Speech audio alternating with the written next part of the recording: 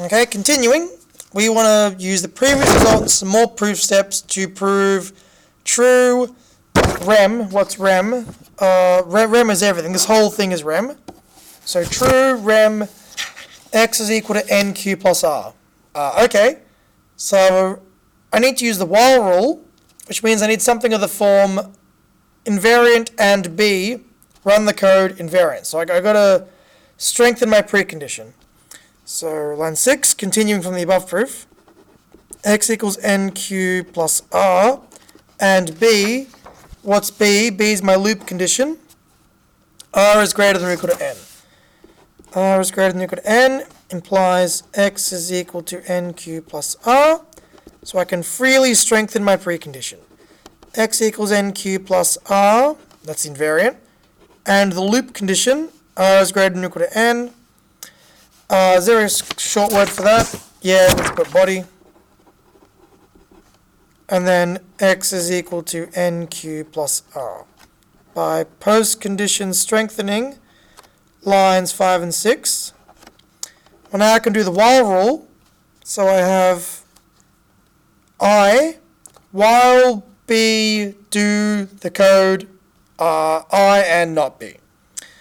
So x equals nq plus r. While, well, what was the, we can shorten that, right? What was that called? It's called loop. So this part of the code is called loop. So I, loop I and not b. X equals nq plus r and not b. Okay, so that's true by the while rule on 7. Where am I going to go to now? Well, I guess I have to prove init, right? I have to prove some property about init and stitch the two things together.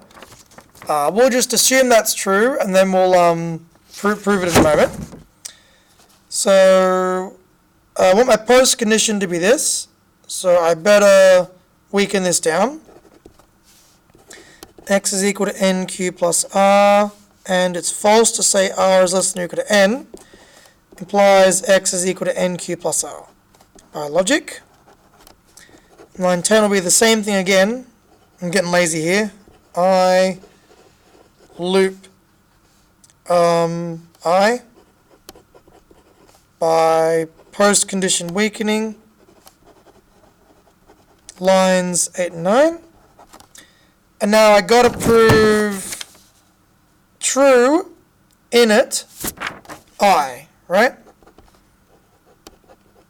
Because if I can do that, then I can stitch the two parts together. So true init I, we'll call this lemma 1, and I'll prove this somewhere else. And then if I can do that, I can plug these two bits together. So then we get true init and loop together. Well, that's just rem. That's the whole program, right? So true rem I, which is the post condition that we wanted, sequencing 11 and 10. Okay, so now we've got to prove this. So I guess I will go to the end of the exam where there's all that blank room for me to work on, and I'll do that. Here we go. Wow, look at this empty space. Let's work everything out. So I got to prove. So this was question 4b. Prove true. What was init again? Init was these two statements: assign r to be x and assign q to be 0. R is x and q is 0. And what I need my post condition to be to stitch this together? I need my post condition to be the invariant. X is equal to nq plus r. Okay. So what am I going to do? Well, what do I know if I run this piece of code? I know r is x, I know q is 0, right? So I guess, well, let's just do sequencing rule. Let's see how we can do this. So we've got true, r is x, q is 0, x is nq plus r. So we do sequencing backwards. Starting with true, r is x, get something. And then something, q is 0, x is nq plus r. So doing assignment rule backwards on this term here, we get x is equal to n by 0 plus r, so I copy that up. N0 plus r. Is this a valid form of the assignment rule? No. So I'm going to copy up the post condition and then do assignment rule backwards like I normally do. So x is equal to n times 0 plus r. R is assigned to be x. Replace the somethings with somethings. Replace the x's. So sorry. I'm doing it backwards, right? So what would have to be here such that if x became r, then we get this here. So I just replace the x's with r's. So we get r n by 0 plus r. Replace the x's. Oops, wrong way around. That should be x, and this should be x. Okay, so this is true by the assignment rule. Are these two things equivalent? If x is equal to n times 0 plus x, well, that's always true, so that's logically equivalent to true.